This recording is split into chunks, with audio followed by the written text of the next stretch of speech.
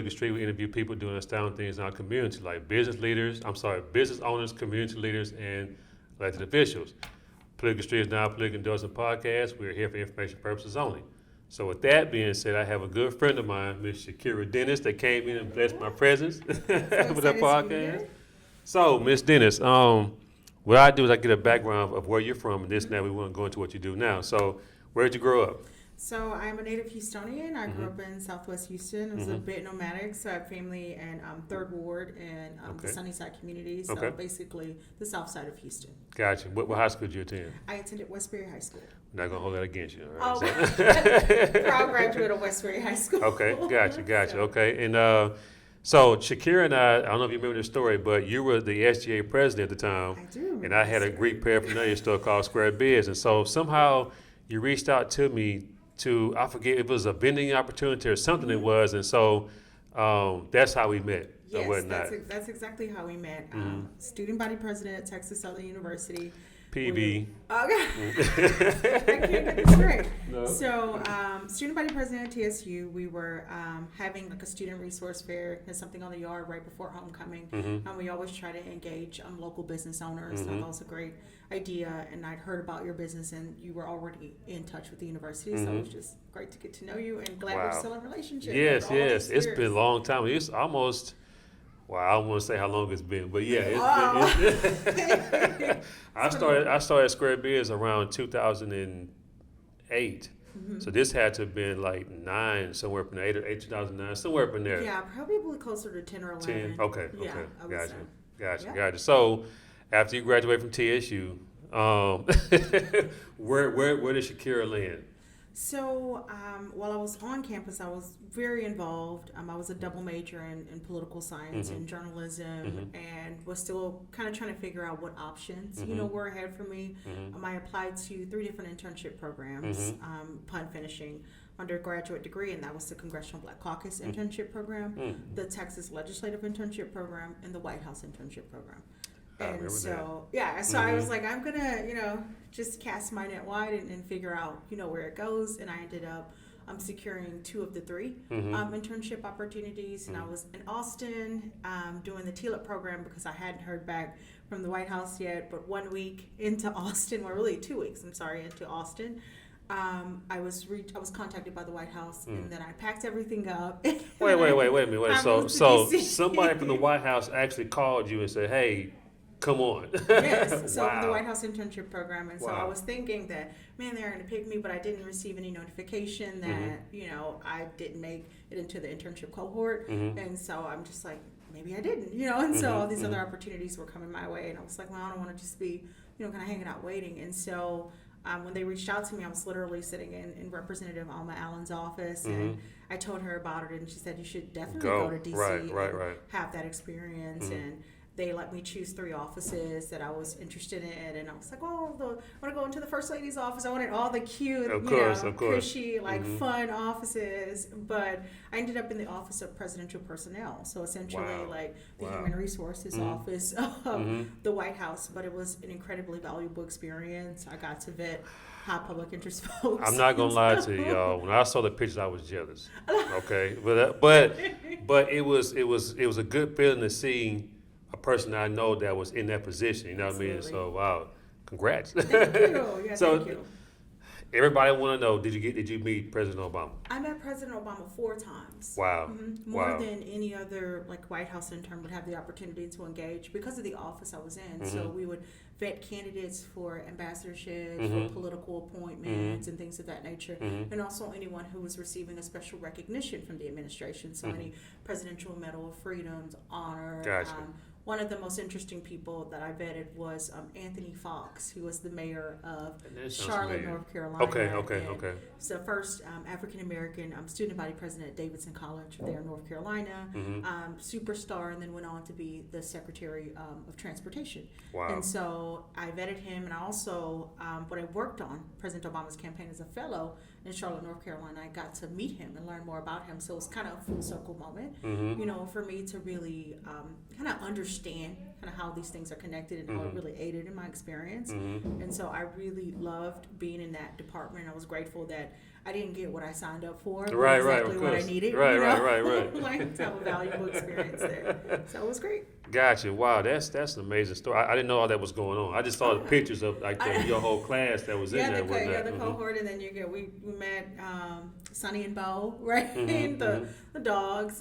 We didn't meet, of course, their daughters, but we did have the opportunity to participate in like speaker series and hear about senior level staff and how they got there. So Valerie Jarrett, First Lady Michelle Obama, Tina Chan, who was the chief of staff for Michelle Obama, and just all of these amazing people who were part of this just transformational administration. Wow. So I'm guessing that you stayed in D.C. I stayed in D.C. For a little bit before transitioning back to Houston. Okay. And this was around about maybe 14. I worked for a fundraising firm for a short stint. And then after that, I know, right? I'm like, right. You know, you just, I didn't know this was going on here. Wow. Okay. And after that, I ended up on Mayor Turner's mayoral campaign, right, in 2015. I ran into you then. I remember that at the Minute Maid Park. Yeah. Minute Maid. It was for the kickoff. Right. It was at Minute Maid Park. That is correct. And so that was a great experience. I worked on the political team, helping with grassroots endorsements, hoping to integrate big endorsers like police, fire, labor, right into the campaign infrastructure, making sure that we're reinforcing our campaign's message and just running a fast and fierce campaign, you know, for the mayorship. He that first one. Well, I think this is his third time running at the time. Yeah, that was his third time, and it was the third time's a charm. Right. And it was, man, when he won, I think I was there at the victory party. I saw you there. I saw Rashad K, the new HBAD president. We took a picture. I still have that picture. We did take a picture. Yeah, I was just like, oh my God. You know, it's everything's so full circle. It is. It definitely is. So after, so this had to be, you say you worked on Mayor Turner's campaign 2015. So we missing a year or two in there when you came back. So when I came back in 14, I was at the fundraising firm for about a year. Okay. And then I transitioned onto Mayor Turner's campaign in 15. Gotcha. And then that was a year, right? Remember, we ran into a runoff. So it was sure December did. of 15. Right. It was it King? It was no. It was Bill King. Bill King, right. Gotcha. Yeah, you're thinking of Busby from 19. Right. Yeah. Both tragic. But essentially in 16, I went on to work the Democratic primary for now sitting District Attorney Kim Ogg. Gotcha. And then I remember that. transitioned into her agency. Gotcha. Okay. So this is. It's kind of tough because I'm a very grassroots person and whatnot, and I think that what our communities, the challenges are is that we only see our elected officials come around certain times a year. How can we change that narrative? How can we get the elected officials to become more visible? Yeah. You know, before a campaign starts, before campaign season starts. I think there are a few things, right? And all elected officials obviously aren't the same. I mean, you're not going to understand that, but just their posture of engagement is different, right? But let's use, I guess, Mayor Turner. I think he's a really just fruitful example. Right? It's almost like he never stopped campaigning in some people's eyes, right? Because he was always very rooted in community, always hyper visible, right? And for some elected officials, they don't understand, you know, how important that is. It's very important. Because there's governance, right, and we get that, right? So we elected you to do a job. We're not saying we need to see you every day. Right, but there needs to be a vehicle of sustained engagement. And sometimes like what you're speaking to is true, right? So we have issues happening, you've got council meetings, commissioners court meetings, like congressional hearings, committee meetings, legislative session, right? It's enough, right, to drive the average everyday citizen crazy, quite frankly, right? To just trying to keep up and absorb all this information, which is why I think those vehicles and just having great members of your staff and understanding like, hey, I do need to show up to the next community meeting. This is something that, you know, this is an issue that's very difficult, you know, for the community to digest and understand. I may need to show up. For that. Or I may need to send out a piece of mail. Or I may need to host a town hall of some sort. So I think that there's, you know, various levels of engagement that oftentimes like we don't understand. It gets overlooked, you know, like why it's so important to do that in elected officials.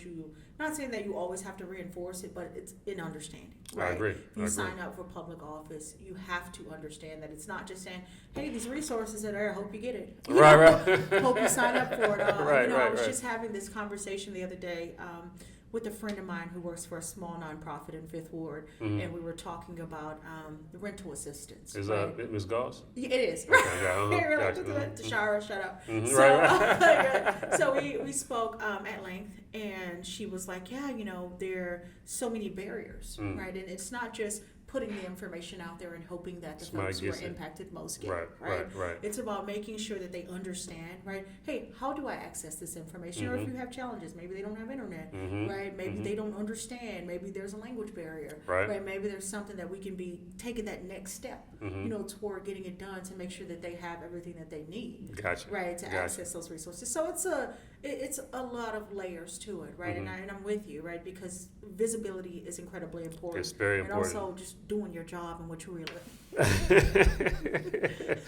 So, I think I just saw recently that Beto gave you a shout out.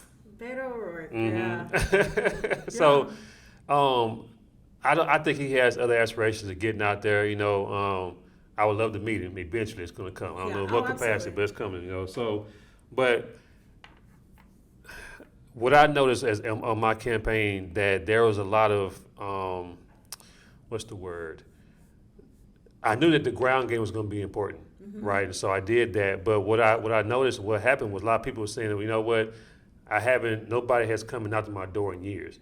So what's happening is, is that, like you said, most of the people who run, or even the candidates or even elected officials, they're relying on mail outs and just social media. Now that's where it's going to. How can we keep this grassroots movement moving to get more candidates to get out and get involved? What do you? I think we should do that. I mean, if you're a candidate, you should naturally already be involved, Right, in the process and in some way, form, or fashion. I'm really big on that, right? Just proper preparation before signing on the dotted line, because you do yourself and your community a disservice when you show up unprepared, right? Or not having, actually researched, the office you aspire to serve in. You mentioned something earlier, like around the legislative process, right?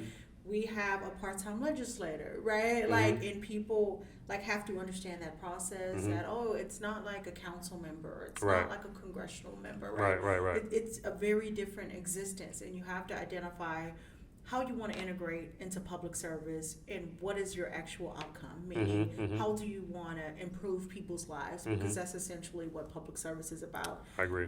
And sometimes people get lost, it gets lost in translation because people just want to run, and they are infatuated with the very real idea of being elected versus the actual work that's associated with that, right? And you're standing up, for everyone, for our community. And when you say you want to do that, it's not just I'm going to send something out on social media, I'm going to target them digitally. Great. There's all types of ways to engage people, but none other than peer-to-peer interaction, like you mentioned before. But obviously, these last few years, it's been incredibly different, right? Where there's been a heavier reliance upon digital engagement just due to COVID-19. Challenges with just having face-to-face interactions with folks. And historically, Democrats per se, but in general, we've knocked doors, Right, we've hosted events, we've met people where they are, and there's been all sorts of vehicles to do that, and that's what I love most. Not just, there's a number, hopefully they get my ad. Right. There's multiple ways, but to me, none other, beats like actually showing up in an impacted community, being an advocate, being a voice, and doing what you said you were going to do. Just on the basic fundamental level. Nothing beats that. Gotcha. You are involved in HBAD. HBAD. Yeah. Can you give what the acronym stands for? HBAD, the acronym for HBAD is Houston Black American Democrats. Okay. It is an African American led democratic organization under the umbrella of the Harris County Democratic Party. I've been in leadership with it. I was in leadership of the organization 3 or 4 years ago as a chair, and really started the conversation around younger leaders, right? Taking up the mantle of leadership there when it wasn't popular and it wasn't cool and it was, when it was just literally work. Right? Man. It wasn't about any of the, hey, plaster my face on this, or hey, I want to look important or feel important, but it was literally about being an advocate for African American candidates who didn't have the money, Mm-hmm. who didn't have the support on the ground, Mm-hmm. who needed somebody to be an advocate and a voice for them, Right. because their white counterparts were, outraising them 3-1. Right. That's right. Right. And Right. have the resources to run a competitive race, and Right. because some candidates of color are oftentimes challenged, Mm-hmm. by fundraising and aren't going to get the support Mm-hmm. that their counterparts are getting. And so those are some of the things that I was passionate about, making sure that folks who look like you and I, Mm-hmm. right, had a fighting chance in the civic and political process, and we weren't just being swallowed up, Right. by the machine, and that we began to build machines of our own to compete. So let me ask you this then. So, because you mentioned being involved civically. So I'm from the area of North Side Town, Acres Home, and so. We won't hold that against you. I came back around. Yeah. So when I started really getting back involved and getting going to meetings and things like that, being vice president of super neighborhood, Mm-hmm. what I noticed is that the baby boomers were not very reluctant. I mean, they weren't very open to having me come in and help them out. So, but when I came to the super neighborhood meetings, it was like standing room only. Like, no, I'm sorry, not standing room, sitting room only. I say like that. Where I was like, where is everybody, right? And so, but over time, the civic clubs have died off. What are we going to do? Because now Generation X, which is my generation, we're still trying. We're that in between the millennials and the boomers. Mm-hmm. What are we going to do to get that, to bridge that gap, to get the civic clubs back up and running? Because what I've noticed with most of the millennials is everything is instant. They want it now, right? Well, I mean, but you come paint us with a broad brush. No, but that's not how. Yeah, that's not. This from my scope, and I'm not shooting slugs. I hear it. But I'm saying is that really the way that millennials are doing is that it makes sense. I get it, but then it's like we're caught in between. But how can we get these civic clubs back up and running? Because most millennials aren't really homeowners right now. Most of them just transient livers. Absolutely. It is what it is. Mm-hmm. But we have to get some kind of cohesion to where what they know and what we know can be. It can, you know what I mean? Yeah. How can we do that? Because shout out to, I think it's Mr. Sanchez, Ivan Sanchez. Good guy. I'm going to try to get him on here too. But I like what he's doing. I say what you're doing, what Ed Pollard has done, what he did. So, but Generation X, we be being okay, y'all got the way we going for it. You know what I mean? So, and I think you made a great point about civic clubs, right? Because we live in just such a hyper-partisan, environment right now. Rise of Trumpism, right? Just Democratic politics, Republican politics, all these crazy messages, issues being weaponized, right? And it's very difficult, right? And so civic clubs, to me, are incredibly important, right? Because that's the first line of defense, yes, right? Ma'am. A lot of people don't want to talk about that, but it's the truth, right? You have to go to your local civic club meeting to learn what's going on. Everything from crime to resources to just general community updates that you need to be abreast of. Yes, ma'am. And so, without an agenda, but without, just what I mean. Sometimes it's just what's going on in my backyard? Right. You just, and it's not about us showing up and running the meeting, but us sitting and receiving information, right, from our civic leaders who aren't in this fight to I want this candidate, that candidate, but simply want to make sure that community is taken care of and that our everyday lives, are good. And that there's a quality of life conversation that I think exists in civic clubs across the city. Yes. Right? They just want to make sure that folks are happy, comfortable in their neighborhoods, have the resources they need, have access to information that will be helpful to them. Right. And so those are the things that to me are most important. Civic clubs, super neighborhoods, and making sure that people know that they exist too, right? And so people don't feel like, I gotta go show up to some random meeting, right? But just being able to show up in your own backyard, first. A lot of people are like, well, I want to be the next 1, 2, 3. Well, you don't even know who your civic club president is, or who leads your local civic association, or you haven't even started, in your own backyard. And we've got to get bigger, and better about that, and start showing up at home first, before we go, hey, can you amplify me? Can you please, when we get to that next level, it doesn't really work like that. And sometimes we forget the very essence of just community engagement, right? From the very base level, that is the grassroots level. Yeah, I think the disconnect with millennials and Generation X is that I think it's the connection. You know what I mean? It's like how do we what do we have in common? I think once we find that commonality, I think that's how we move as a unit. Yeah, and I think that, there are generational challenges, and differences. We talked about HBAT earlier, and there was some very obvious, generational challenges. Wow.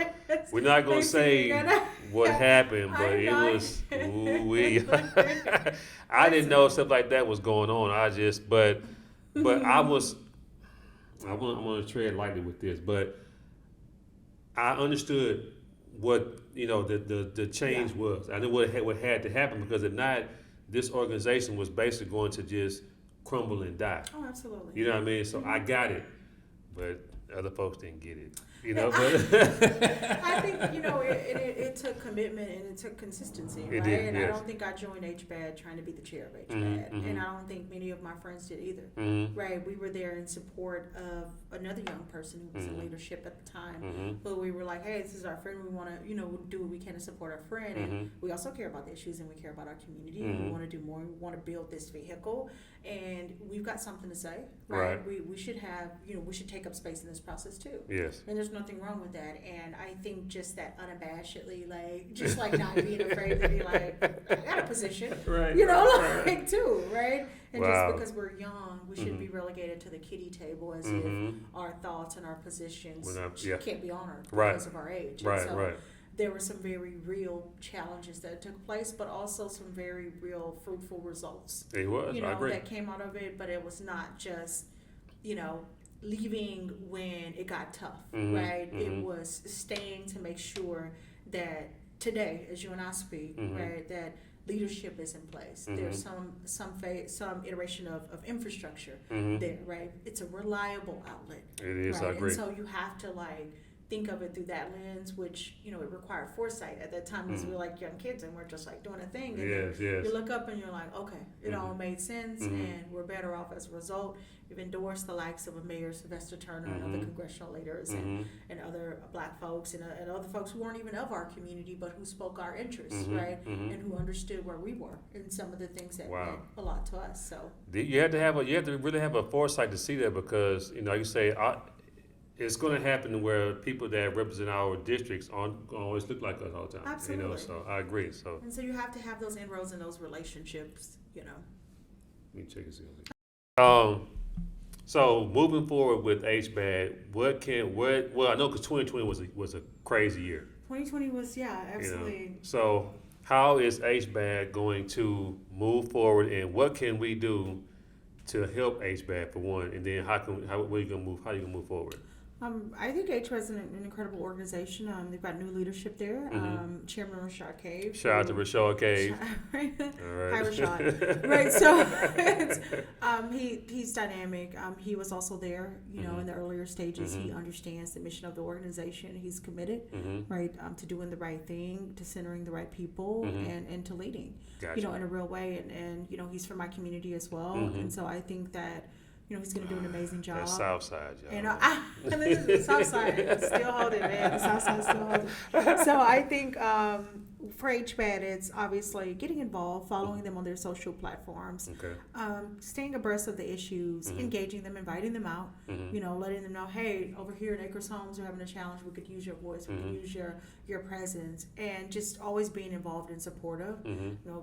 Members, sending members there, to get involved with HBAD. I think it's incredibly important. And also, we've been existing in this virtual world for almost 2 years now. So it's it's gonna be tough. But and now with the rise of the Delta variant, I think things may go back virtual, right? Which is also a little bit more challenging for some people, right? Especially when we're wanting to talk to older members of the community who may not be as tech savvy, right. And also in some communities where there's challenges, there's digital divide, and some folks don't have computers or Wi-Fi and things of that nature and aren't able to participate. That we have to be sensitive to those things, right? As we move and figure out always more creative and meaningful ways to touch people in our community and to get valuable information to them. Gotcha. I got to get more involved with HBAD. It was a little challenging because you guys are way over there on the south side up of Griggs, and I was like. Yeah, and now they're moving the meetings around. And so I heard. Their first kickoff meeting was actually in North Houston. And so Rashad's committed to making sure that we touch, several of the communities, and it can't just be, Third Ward, Mm-hmm. South Park, Sunnyside. Mm-hmm. I love that. But I'm also Yeah, I Fifth agree. Ward, Independence Mm-hmm. Heights, Acres Homes, Mm-hmm. right, and other pockets of areas, even outside of the loop, right, Mm-hmm. that oftentimes we don't think about where Mm-hmm. Black folks do reside. And Right. we've got to do a better job, and I know that Rashad is committed to that. Mm-hmm. And that's where membership comes in, recruitment, right, Mm-hmm. sustained messaging, Mm-hmm. committees, GOTV, right. Mm-hmm. It's a very compounded thing, and I feel as though he's the right leader, and he's going to meet this moment. He's going to do an amazing job. Cave is he's a vet, man. I like the way he move. I watch how he move, and he's very methodical about it. You know what I mean? And not in a bad way. You know what I mean? But it makes sense. We see you, Rashad. Yeah, I see you, man. You know what I mean? But that's what's up. So, how can people find you on like your social media platforms, things like that, so they can follow you? You can follow me on Twitter at _PoliticalMaven. I'm trying to tweet more, oddly enough. I know I'm supposed to be a millennial here. I'm like, yeah, Twitter. I've never been a Twitter fan, but whatever. I try to get a couple tweets out. So you can follow me at _PoliticalMaven on Twitter, on Instagram at PoliticalMaven, and then on Facebook, Shekira C. Dennis, or at Next Wave Strategies. Got it. Next Wave? Okay, yeah, got it. So, where does Politically Maven come from? Where'd you get that name?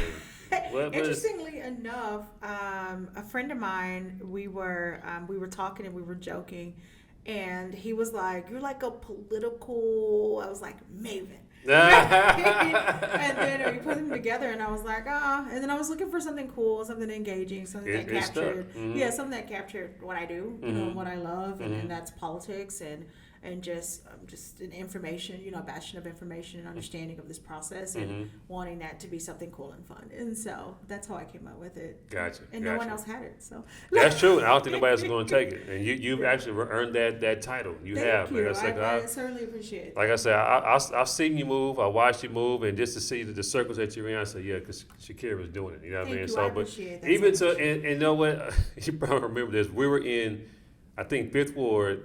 And Baba Fanah, they had a meeting or something. Fanah, yeah. Yeah, and I was like, watching, I said, Shekira, what you doing here? Like, I'm with the people. Right. So right there, I had a whole new respect for you. You know what I mean? Yeah, thank you so much, and I really appreciate that, and I love the work that I do. Yeah, I can tell, definitely. Yes. So definitely keep pushing. So, what kind of advice would you give a person that's wanting to get out there and get involved in politics, or even just being an elected official? What kind of advice would you give to them?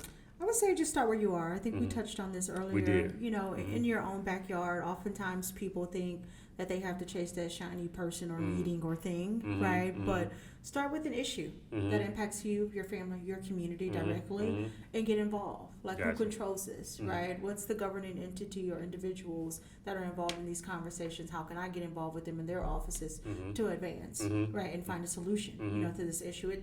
It's all rooted in, cause and effect. Cause and effect, that's right. Right, and so, and when you look at politics through that very granular lens, it makes much more sense when it comes to public service. So I would say start where you are, do what you can, and remain consistent, to the extent that you're able. I know life happens, things happen. I know a lot of people are like, well, this happened, and I always tell people, when you're ready, get back on the track, right? And it's like, again, this is life, right? We've had natural disasters, we got pandemics, so I'd be foolish to believe that, this is everybody's top priority. Right. But start where you are, do what you can, and I always tell people, have a civic diet. Like, what are you reading? What are you absorbing? Who are you following, right?